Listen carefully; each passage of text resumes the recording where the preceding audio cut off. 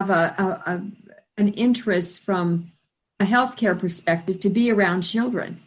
Does this help influence your wanting to write for children?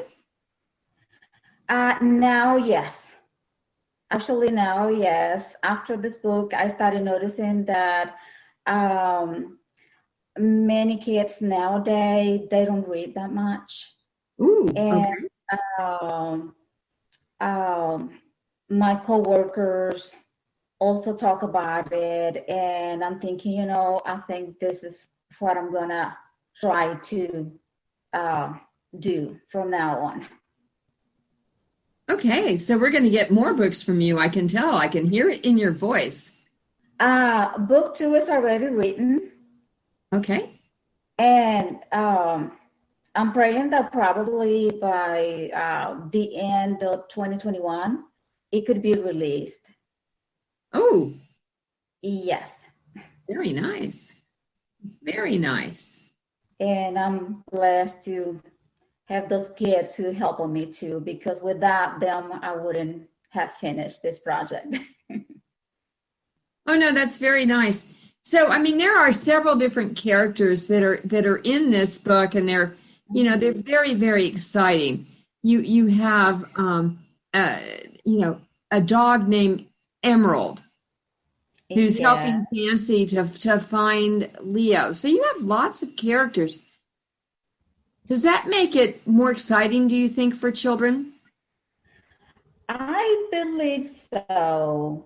Um, One of the kids that read the book, he said to my daughter, "Tell your mom that the next book we want more pictures." So I'm thinking that kids love pictures, and I think it is easier to understand the level of reading. That's what I think. Yeah, I think you're right, especially for the younger kids, The ones who really younger, don't have a good grasp of language. Pictures kind of help exactly. them along. So Yes. now, are any of the characters that are in this story pulled from people that you know, as an example? No, No. Okay. no.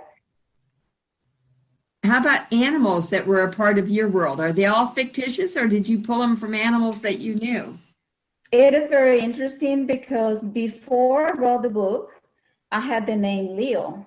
Years later, um, we had a cat. It was my stepdaughter, a tiny, tiny little cat that she saved, and she brought it home. And she was like, um, "What name should I name the little kitty?" And in my head, I was like, "He looks exactly like Leo." So I asked her, I said, "Are you okay with Leo?" And she was like a story? I said, "Yes." So that's how, yes, it did. Cool. And But I have already Leo. Was Leo an orange and black cat like the Leo in this story? Yes, actually, that's why I was like, just name him Leo. And she was like the story you have. I was like, yes. So we name him Leo. Oh, that's very nice. Yes. So, this is a story that's real life and friendship and all of that. And I know that it's in English. Do you have plans in the future to maybe release it in Spanish, or is it available in Spanish? Definitely, yes. Okay. Definitely, I do. Yes. I noticed that, I, I mean, they need more books in Spanish. Okay. Well, And Spanish books are always well received, so that's awesome. yes. What did you learn about yourself from writing this story? Um, what I learned about myself is that everybody has a gift. And that's what I tell my kids. God gave us a gift. All we have to do is just to unwrap it. Ah, Yes, unwrap your gift. That's what I tell my kids. We all have a gift and it's given to us. So just try to unwrap the gift and share the gift with others. Well, very nice. Do you ever do readings of your book for people? I have never done it. That might be kind of fun to do. That would be kind of fun, yes. I think it would be. I mean, there's some very cute segments in this book that would be very fun and tempting for people. Yes. So, how much time now with your busy career do you actually spend writing? I would say 2 hours per day. Oh, awesome. Yes. I even do it in my break lunch sometimes.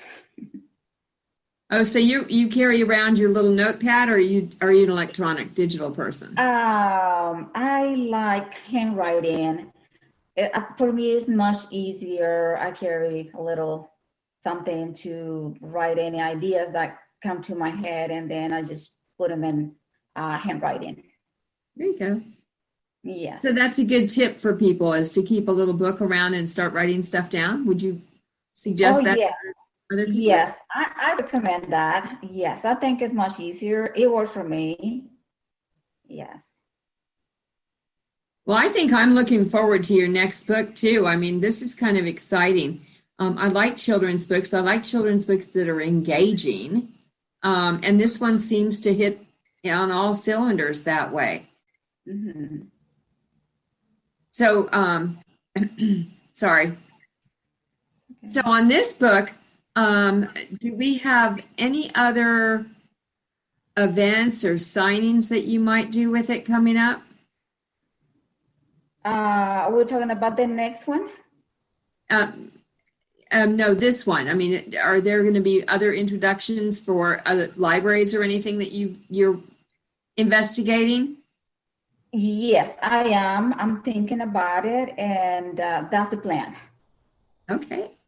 That's the plan, but we don't know how it's going to go with everything.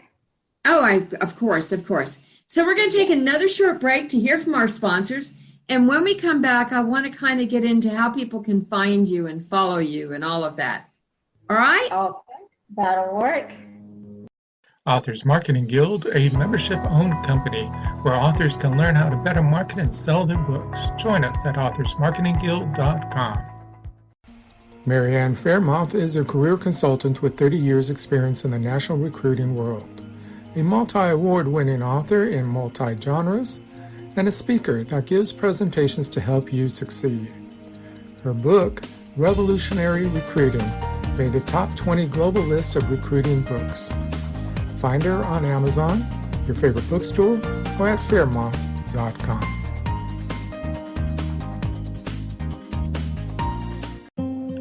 Lone Star Festival, where Texas authors, artists, and creatives come together for a Texas-sized event. Join us on May 29, 2021 from 9 a.m. to 4 p.m. at the Seguin Coliseum, Seguin, Texas. Free for everyone. Produced by Texas Authors Institute of History. Sponsored by B4R.store, Authors Marketing Guild, and the City of Seguin. More information at lonestar.bookfestival.network. Hi, I'm Rox Burkey. I write the Enigma series with my co-author. We write as Brakefield and Burkey. Today we have 12 books in this series, with The Enigma Threat being the newest release on January the 8th of 2021. It's an exciting book that goes to the next generation, and we hope that you'll check it out and all the other books in the Enigma series. Thank you. Lone Star Festival, a Texas-sized event. Meet authors, artists, and Texas musicians in the City of Seguin on May 29, 2021. Sponsored by Will Seguin, Coffee Shop, Authors Marketing Guild, B4R.store, and Dear Texas. Produced by Texas Authors Institute of History. Join us. Get your free tickets online at lonestar.book. Hello, I am the author author, Denise Bryson. My first book is The Things That Cross My Mind, Inspirational Poetry with Life Lessons. And then my audiobook is Love's Reality, and it is also inspirational poetry with a jazzy flair. And then my new book is The Sex, the Lies, and the Soul Ties. They're really short stories written from a poetic expression. And then I have my first children book series, the Blinky series, which the first book is called Meet the Coins, and it is both in English and Spanish. And then the new book, From Coins to Bills. I am the author, Denise Bryson. Welcome to the Indie Beacon Show, where readers can discover great new indie authors. Find us on all major podcast systems, Amazon TV, and YouTube. Join Rox Burkey for today's show. And welcome back to Indie Beacon Show. I'm Rox Burkey, and I'm here with Rosa Smith, who's been really enlightening me about how much fun she has writing and how gifted a writer she is, and it's just amazing to me. And her first book, The Adventures of Leo and Fancy, the cat and dog that make all the difference for friendship and kindness, came out in 2019. So this is really remarkable that we have this available. And so how can people find you, Rosa? They can find me through Amazon. Okay. And Barnes and Nobles. Okay. Target, Facebook, Instagram. Oh my gosh. So can we get a little bit more specific about like your Facebook address? If people want to follow you on Facebook, how do they do that? To follow me on Facebook, they would have to request, but there's a link under my bio that they can just click on it. And well, to follow me will be differently, but that link, when you click on it, it takes you to Amazon.com. But if people want to follow me, I would think they would have to request. I believe so. I'm not that expert on. Okay. So on Amazon.com, your book is certainly listed, and you have an author page on here that's really good. Yes, I do. Okay. So, and then you have an Instagram. So what's your Instagram identity, I guess? Is it Instagram? It is R5 Smith, like my email. Okay. Can you say that again? It is R as in Rosa, number 5, Smith. Okay. Yes. R5Smith at gmail.com, at Yahoo, which one? Yeah. Yes. Okay, so R5Smith at gmail.com. No, we got it wrong. It is R5Smith16 at yahoo.com. At yahoo.com. I am so sorry. Okay, so R5Smith16 at yahoo.com will get you in touch with Rosa Smith. And that's very easy, but possibly one of the easier ways is to go to Amazon, find her author page. Yes, definitely. Oh, sorry. Okay. No, that's great. That's great. Now, it's important to know that you need to, go out and read this book. And where is your book available besides Amazon, Barnes and Nobles? Is that it right now? Barnes and Nobles too, Target. Okay. And that's it. Okay. And in those venues, is it available in ebook and Kindle? Yes, both. Okay. Yes. Awesome. So people can get a hold of you and get you both ways. And this is really fun. Do you think at some point in time soon you might have a website that people could go to? I'm working on it. Awesome. Yeah. I'm working on it. Actually, not me, but one of my daughters. She's working on that. That's what she does. She majors in something related to that. Well, Rosa, I think this is really exciting, and your writing journey is one that people should be able to follow. Are there any last words of wisdom that you have for authors that want to take your path?